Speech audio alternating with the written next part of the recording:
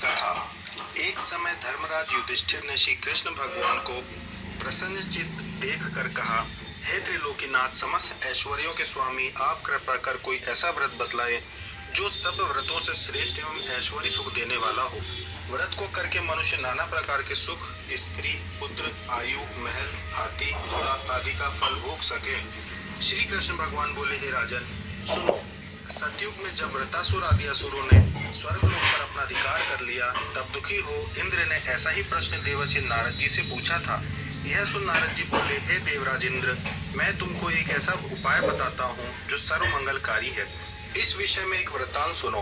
प्राचीन काल में एक बहुत सुंदर अपूर्व नगर था। वहाँ की भूमि बड़ी रमणीक थी। तरह तरह के रत्नों से विभूषित भूमि एवं पर्वत थे। यह सुंदर चंचल नेत्रों वाली स्त्रियों के वाण रूपी कटाक्ष से कामदेव तीनों लोगों को वश में करता था। उस नगर में चारों पदार्थ धर्म, अर्थ, काम, मोक्ष थे। उसकी विचित्र रचना देखकर विश्वकर्मा भी लज्जित होता था। उस नगर में मंगलसेन नाम का राजा राज्य करता था। उसकी चिल्ल देवी और चोल देवी नामक की दो रानियां थीं। एक दिन राजा अपनी प्रिय रानी चोल देवी के साथ अपने महल की छत पर बैठा हुआ था। वहीं से उसने समुद्र के जल से घिरा हुआ एक रमणीक स्थान देखा। उसे देख राजा प्रेमातुर हो अपनी प्रिय रानी चोल देवी से बोला, हे सुमुखे, देखो, यहीं पर तुम्हारी प्रसन्नता के लिए एक नंदन वन को लज्जित करने वाला एक सुंदर बाग लगवाऊंगा। अपनी प्रिया के प्रसन्नार्थ राजा ने बगीचा लगवा दिया। कुछ दिन बाद वह बाग वृक्षों, लताओं, फल फूलों और रंग बिरंगे पक्षियों की चहचहाहट से अपनी अद्भुत घटा दिखाने लगा। एक दिन उस बाग में बड़ा भयंकर प्रलय काल के समान एक सूअर आया। उसने सारे बगीचे को नष्ट कर दिया। बहुत से बाग के रक्षक भी मार गिराए। कुछ रक्षक उसके भय से व्याकुल हो अपनी जान बचाकर राजा के पास पहुंचे और राजा से सारा हाल कहा। यह सुन राजा बड़ा कुपित हुआ और सेना से बोला, तुम शीघ्र वहां जाकर उस भयंकर सूअर को मार डालो। राजा की आज्ञा पा सेना चल दी और घोड़े पर बैठकर राजा भी चल दिया। चारों ओर से बगीचे को घेरकर राजा ने सैनिकों से कहा कि जिस मार्ग से सूअर निकलकर भाग जाएगा, उसी मार्ग का कोई भी रक्षक उसे न मार सकेगा तो मैं उसका सिर काट डालूंगा। तथा बाग के चारों ओर राजा स्वयं अपना घोड़ा अड़ाकर खड़ा हो गया। देव योग से वह सूअर राजा के नीचे से ही निकलकर भाग गया। राजा बड़ा लज्जित होता हुआ घोड़े को चाबुक से मारता हुआ उसका पीछा करने लगा। पीछा करते करते वह सिंह, व्याघ्र आदि हिंसक जीवों से युक्त घोर जंगल में पहुंच गया। वहाँ ताल, तमाल, इताल, शाल, अर्जुन, लता आदि के वृक्ष थे। राजा जंगल में चारों ओर से उसे देखने लगा। आगे चलकर सूअर राजा के सामने आया। राजा ने देखते ही उसको भला मार दिया और भाले के लगते ही उस सूअर ने अपना शरीर छोड़ दिया। वह सुंदर गंधर्व शरीर धारण कर विमान में बैठ अपने लोक को जाते हुए राजा मंगलसेन से बोला, हे पृथ्वीपति, आपका कल्याण हो। आपने मेरा उद्धार किया है। अब मैं आपको अपने शाप की कथा सुनाता हूँ। मैं चित्ररथ नाम का गंधर्व हूँ।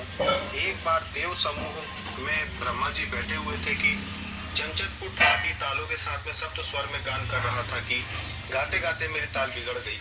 इस पर क्रोधित होकर ब्रह्मा जी ने मुझे सूअर होने का शाप दे दिया। फिर प्रार्थना करने पर उन्होंने कहा, तेरा उद्धार धर्मात्मा राजा मंगलसेन के हाथों से होगा। अतः मैं अधर्म योनि को छोड़कर अपने गंधर्व स्वरूप को प्राप्त हो गया हूँ। हे राजन, मैं वरदान स्वरूप देवताओं को दुर्लभ चारों फल, धर्म, अर्थ, काम, मोक्ष का दाता एक व्रत बतलाता हूँ। यह व्रत श्री महालक्ष्मी जी का है। इसके प्रभाव से आप चक्रवर्ती राजा होंगे।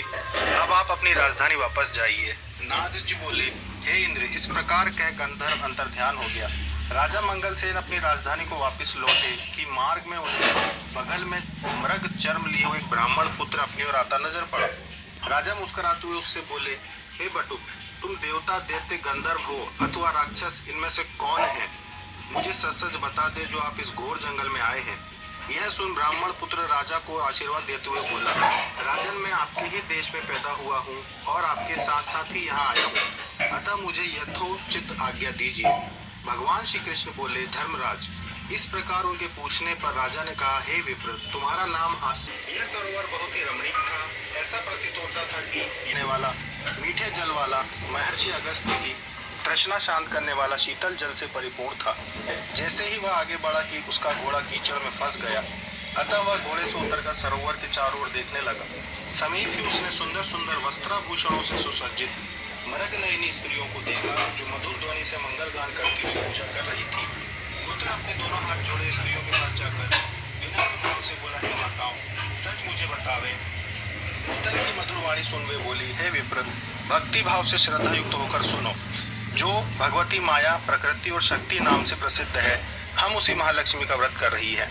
उसी व्रत की कथा तुम भी सुनो। हे ब्राह्मण, यह व्रत भाद्रपद महीने की शुक्ल पक्ष भादु सुदी अष्टमी राधाष्टमी से आरंभ होता है। इस दिन प्रातःकाल उठकर 16 बार हाथ, पांव और मुंह धोकर 16 धागों से युक्त एक डोरी कलावा लेकर उसमें 16 गांठ लगावे और चमेली के पुष्प, कपूर, धूप आदि सुगंधित पदार्थों से प्रत्येक गांठ की पूजा करें और ओम महालक्ष्मी नमः इस मंत्र से 16 बार अभिमंत्रित कर श्री लक्ष्मी जी से प्रार्थना करें कि हे महालक्ष्मी, आप हमें धन, धान्य, पृथ्वी, धर्म, कीर्ति, आयु, यश और शोभा तथा हाथी घोड़े पुत्र दो।